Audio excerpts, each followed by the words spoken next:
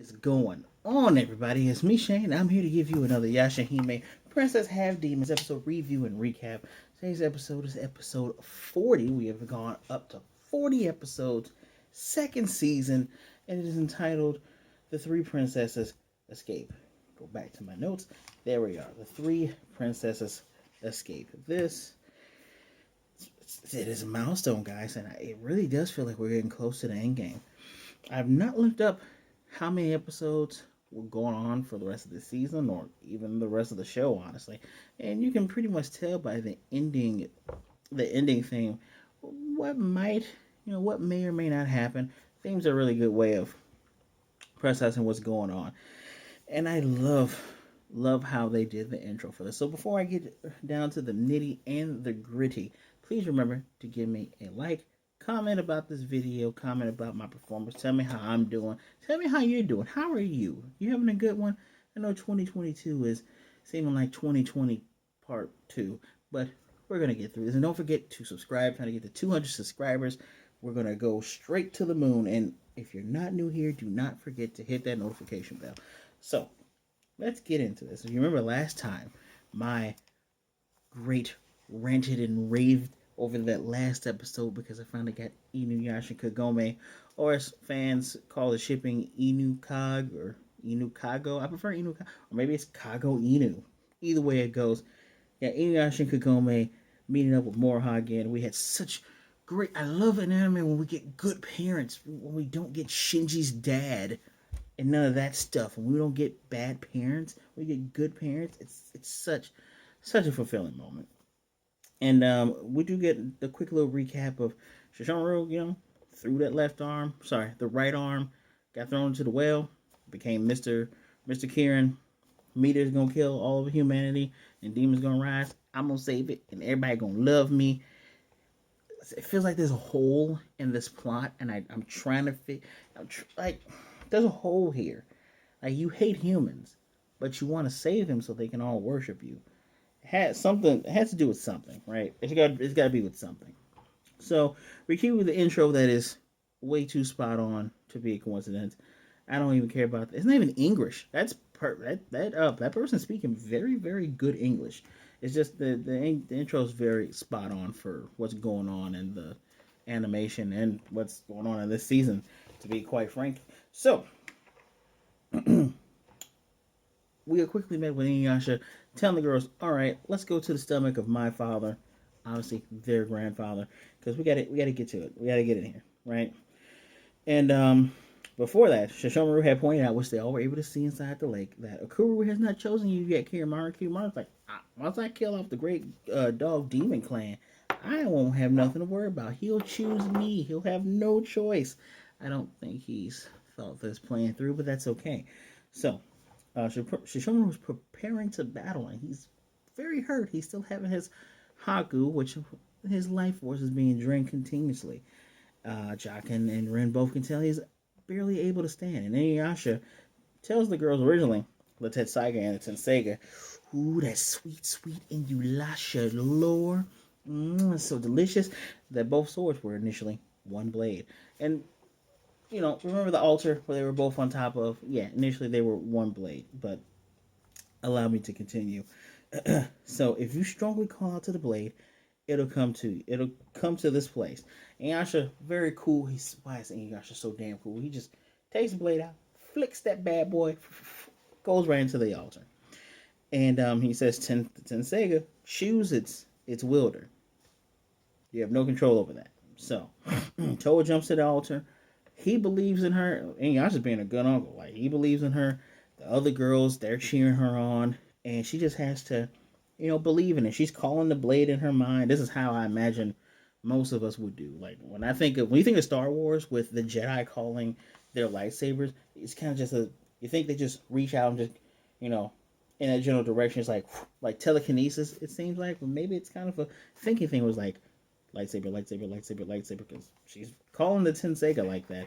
By the way, we get that good Inuyasha music, baby. But as Sesshomaru was about to draw, what is the Baku Sega? He said goes for the Tenseiga.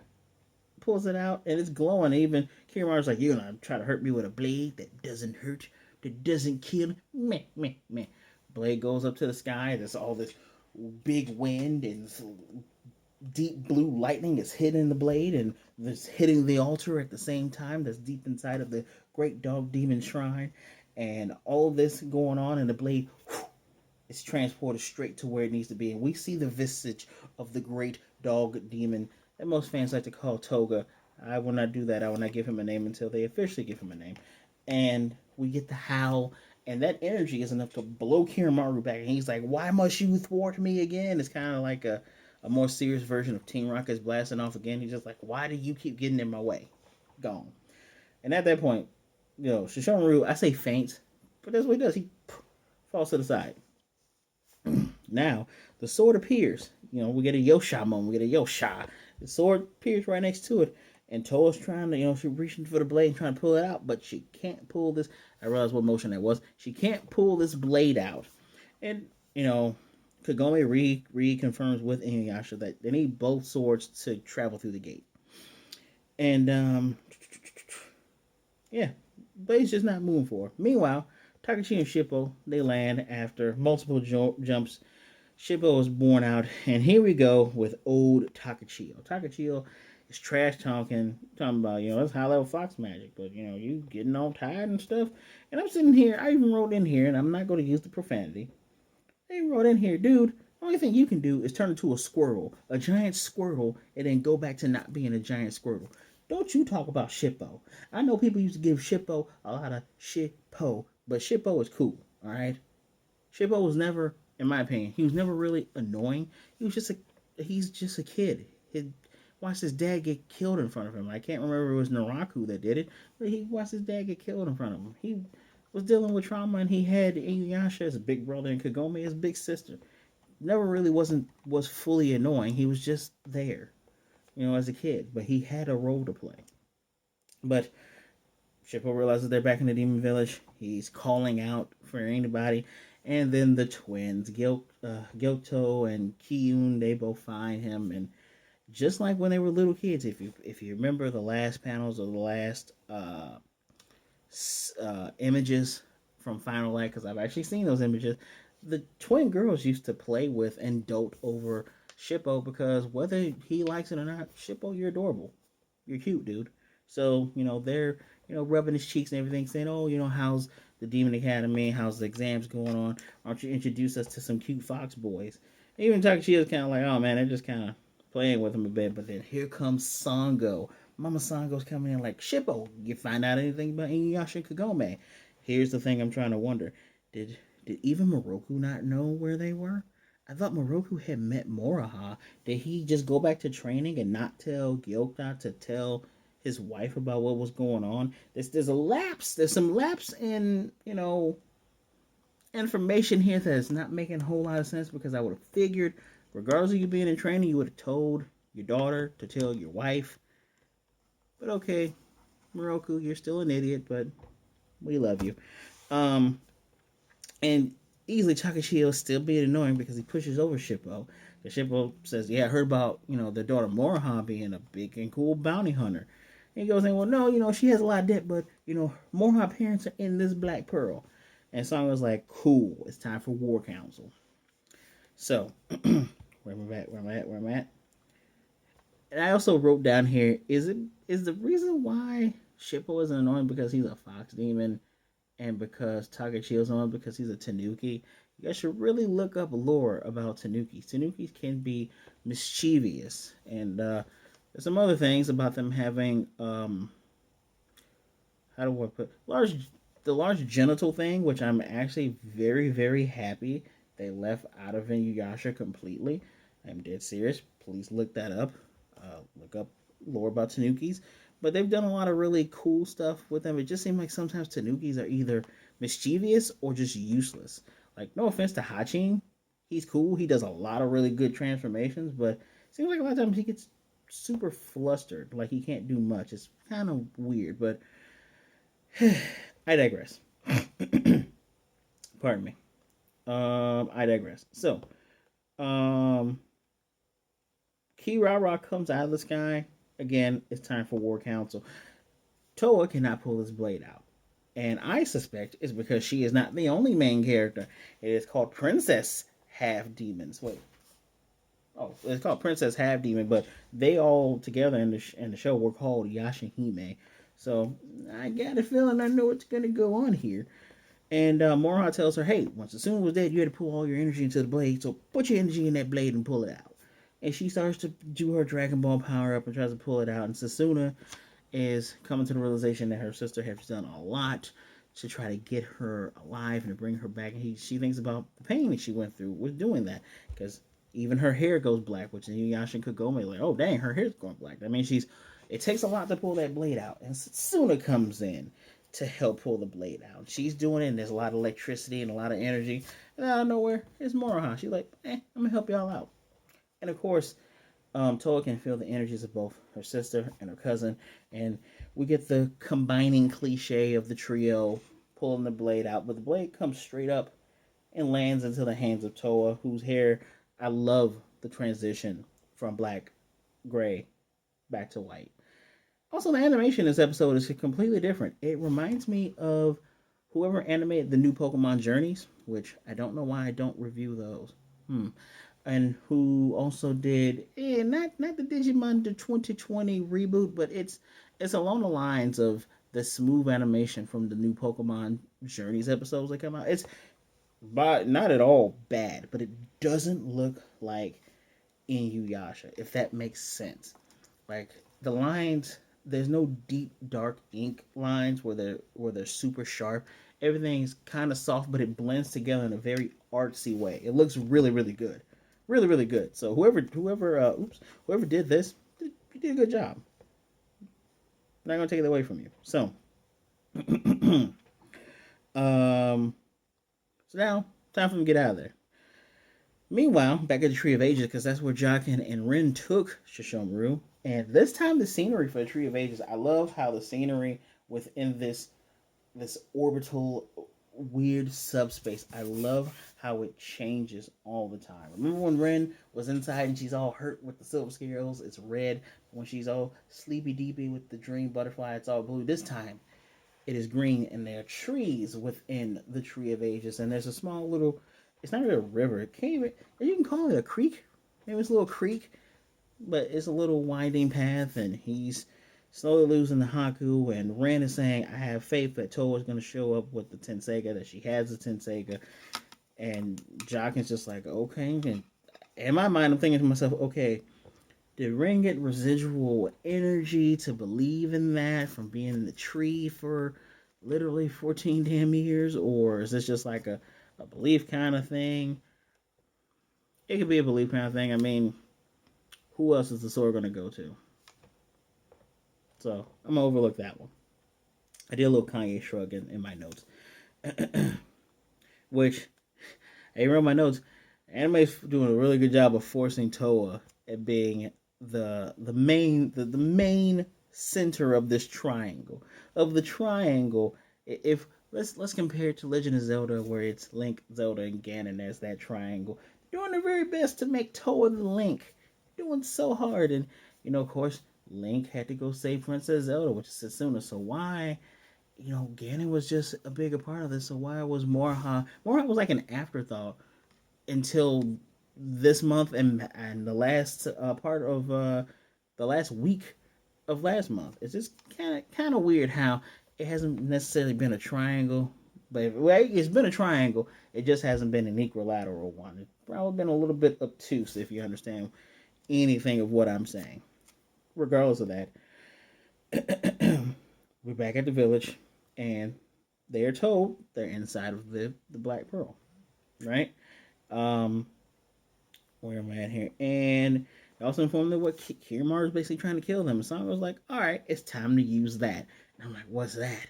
And the girl's like, and she says, it's time for me to use the black Hirai Kotsu that we made. She made this big, black, shiny boomerang.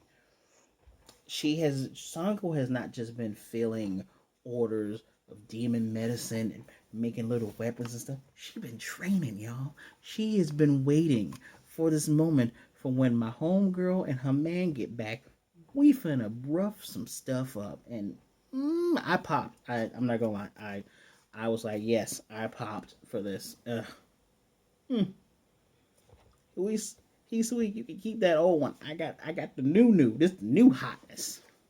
So she's gonna call for Moroku. She's like, I'm gonna get your father. You two go get Kohaku and Hisui.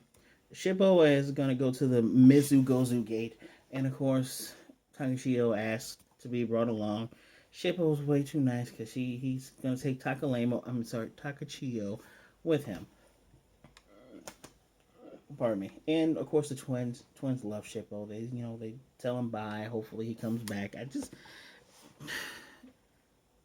I like the relationship between all these characters. Like the fact that each and every one of them has a different type of relationship with one another. That's what makes this organic, right? That's more. Yeah, we all love Inuyasha because of the feudal fantasy, and I say feudal fantasy because feudal era Japan is more or less like medieval European era.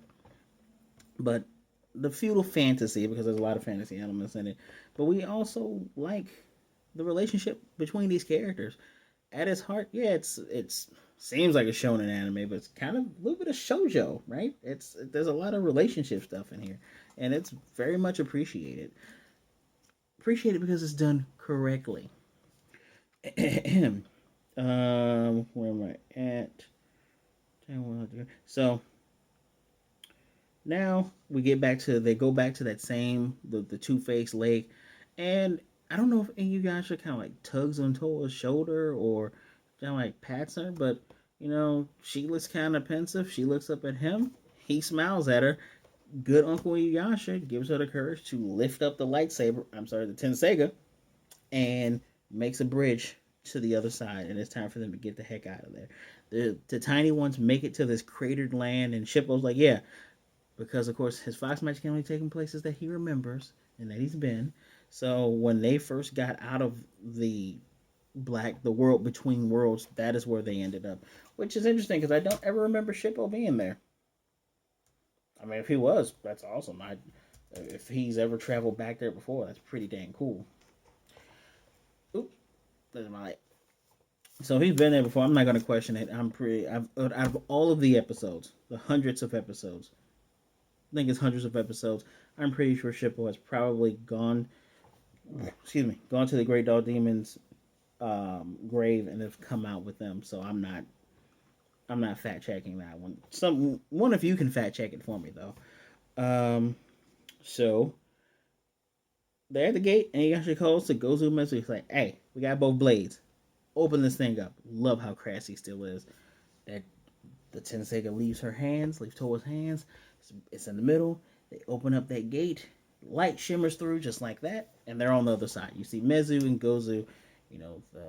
The wow, the Naginata and the half moon, the crescent moon Naginata. That might actually be the inspiration of where Setsuna got her, was where they thought about, let's give her a Naginata because let's think about these statues. Interesting if true. Amazing if coincidental.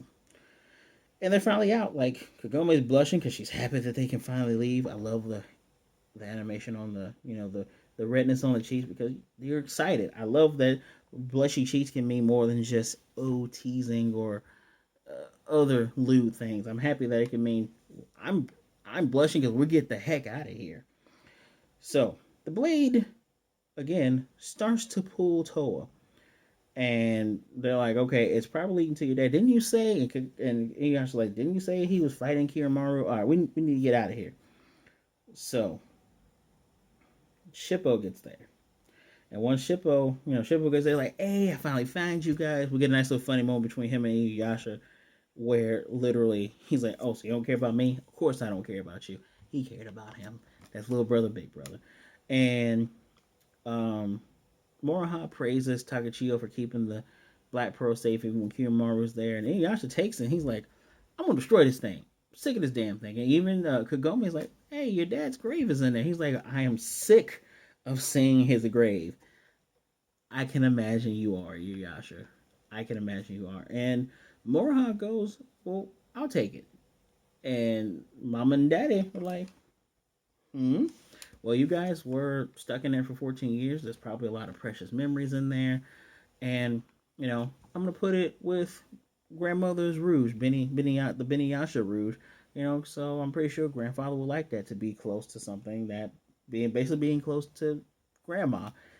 And it's just such an all moment. Just, oh. Even Kagome's like, you are a kind girl, Moroha. Of course, she eats up all that praise with blushes and whatnot. But now, and you're actually like, we got to get to that bone eater well, Shippo. And Shippo's like, I can't take everybody at one time. And all that whole family, the twins, Moroha, Kagome, Inuyasha, they're all looking down at him. He's like, with this type of mood, I feel like I am not in the best of situation to decline. So he does a giant spinny top thing. He does it. We get that good transition music for when we come back. And of course, they are there to bone eat as well. Of course, no one's there. Shippo is tired. Oh, and one thing I forgot to mention. When they first got to the land where everybody was going to pop out of, Takachiyo called him Shippo-san. When everybody was asking him to take them to the bone eater well, he called him Shisho. Shisho is another way of saying master or teacher. I can see where that's going. You got to make sure that little Takachiyo can do more than just turn into a giant Squirtle. I got you. Anyway, the sword is pulling Towa, and Towa and Sessuna go off. And Kagome's like, Moroha, why aren't you going? And she can't really explain it, but she is her father's daughter. He's like, it's a family situation, right? So you're gonna let them deal with it. That's what you're feeling, right? And she's like, mm-hmm. With a little blushy face, it's just, oh, make another show about this family. Make it about them.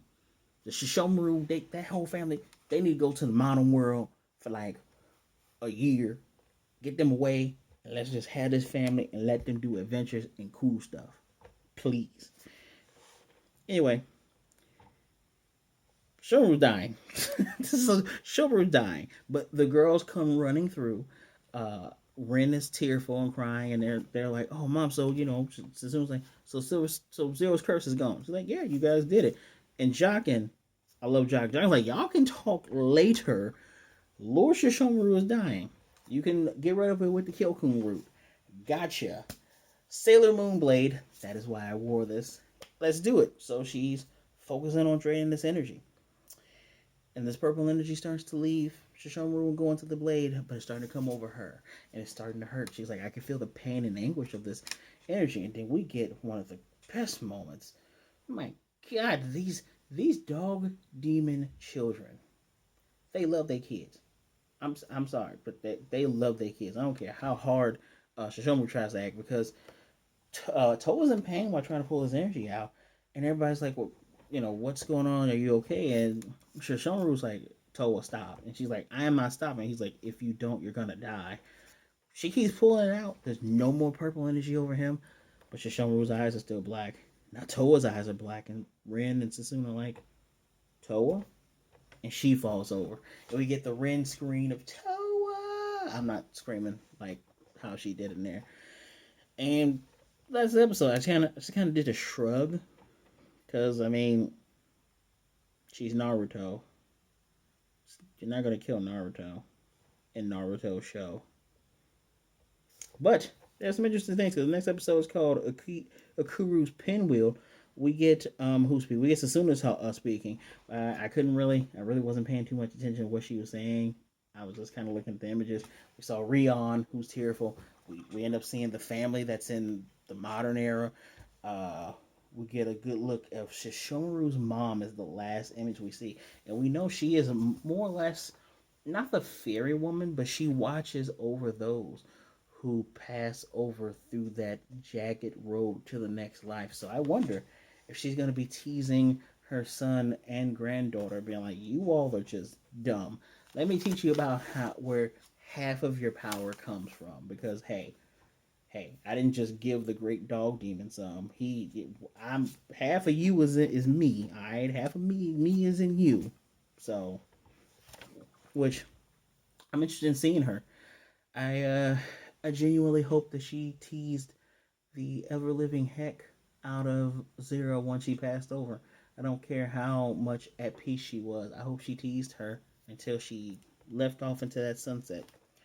So yeah, um, this episode gets a 4 out of 5 because not only did we get it wasn't just it's a lore dump for those who didn't watch the first series. It is a continuation of the great things that we know for those of us who have been on this ride since 2002, 2003 if you're American. It's those of us who've been on this ride the entire time. Those of us who started watching Yashahime, hoping to see one thing, and finally, over a year and another season later, we're finally getting the tasty morsels that we also have learned for 4 out of 5. What did you think of this episode? Please leave a comment down below. I'm very, very interested in knowing what people think.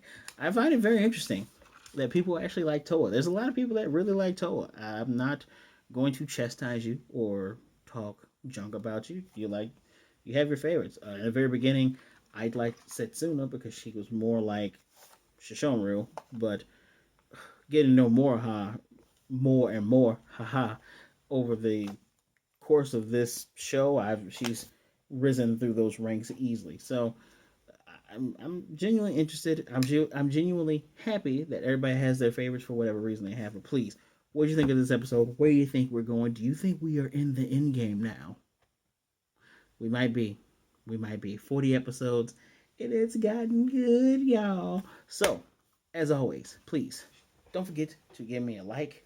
I already asked you for that comment, so subscribe. And if you're not new here, hit the notification bell. I told you, we're getting to 200. We will get to 200 subscribers. I guarantee. As always, I thank you for joining me today. Do not forget to share this so other people can see what a great time we're having. As always, please be good, be blessed, wash your hands, wear a mask. It's getting crazy out there, y'all.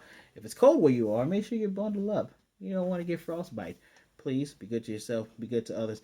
Either way it goes, guys, everyone, when I say guys, I mean a general term. Guys, you're not alone, all right?